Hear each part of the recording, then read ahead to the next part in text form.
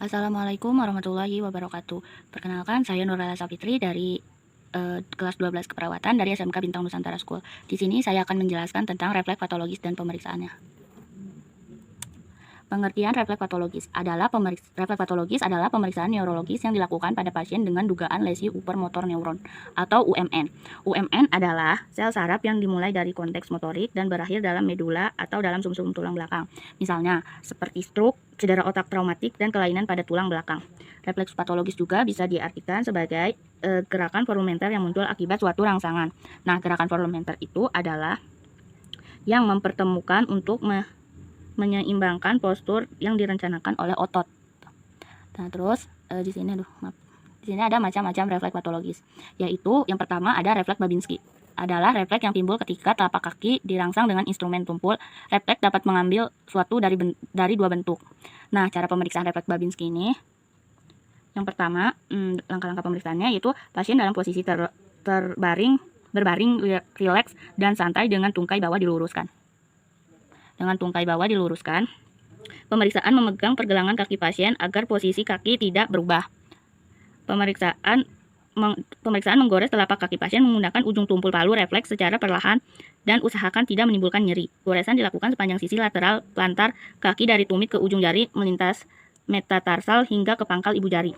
Nah, refleks Babinski dinyatakan positif apabila terjadi gerakan dorsofleksi ibu jari yang mungkin disertai dengan mekarnya jari-jari lainnya. Nah, yang kedua yaitu refleks Gordon. Refleks Gordon adalah pemeriksaan pendamping yang baik untuk refleks Babinski dan harus dilakukan terutama ketika refleks Babinski tidak dapat dilakukan atau hasil pemeriksaannya samar. Jadi ini tuh pemeriksaan pendamping refleks Babinski. Nah, cara pemeriksaan refleks Gordon adalah yang pertama, pasien dalam posisi berbaring, terlentang, dan rileks.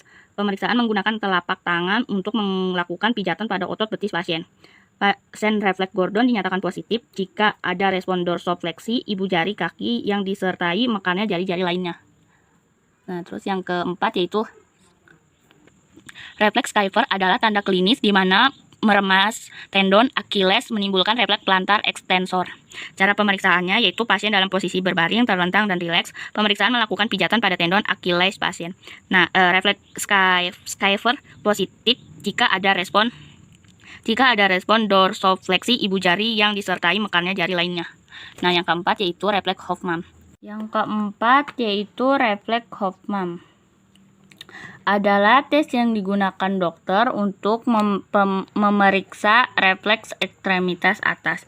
Cara pemeriksaan refleks Hoffman adalah pemeriksaan ini dapat dilakukan pada pasien dengan posisi terlentang atau duduk santai. Pemeriksaan memegang pergelangan tangan pasien dan meminta pasien untuk melemaskan jari-jari tangan.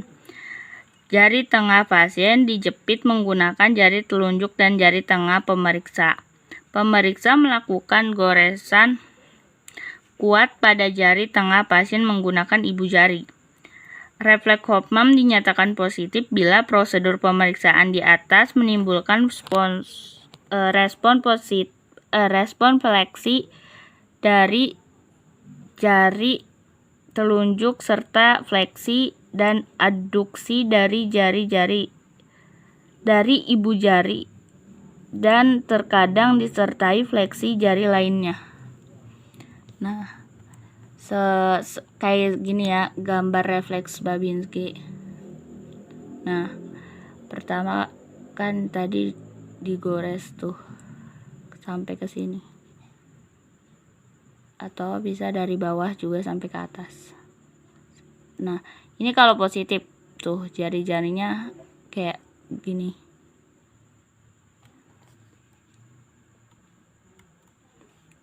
Nah, ini refleks Gordon, kayak dipijit-pijit itu ininya ya. Nah, terus ini refleks Kiefer. Dimulai dari sama kayak refleks Babinski cuma beda tuh jari-jarinya. Dan ini refleks Hoffman.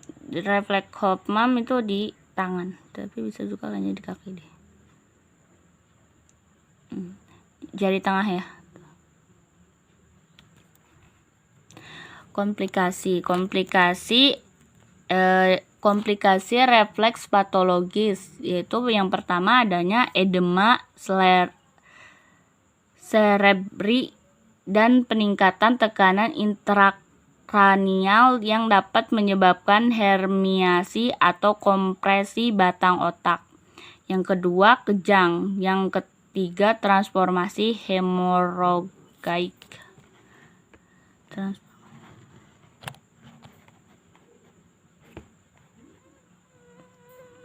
Terus yang keempat, infeksi pneumonia sama ISK, infeksi saluran kemih sama paru-paru. Trombosit pena, yaitu trombosit pena karena darah beku bisa terlepas dan tersangkut di paru-paru. Jadi kayak ada darah beku yang terlepas atau tersangkut di dalam paru-paru gitu. Terus yang keenam,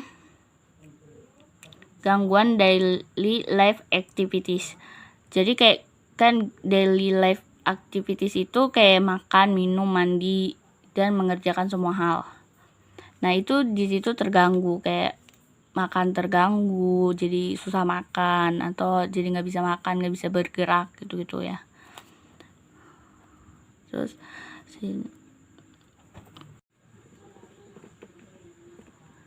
kurang lebihnya saya mohon maaf jika ada kata-kata yang salah atau kata-kata yang tadi salah saya ucapkan, karena saya di sini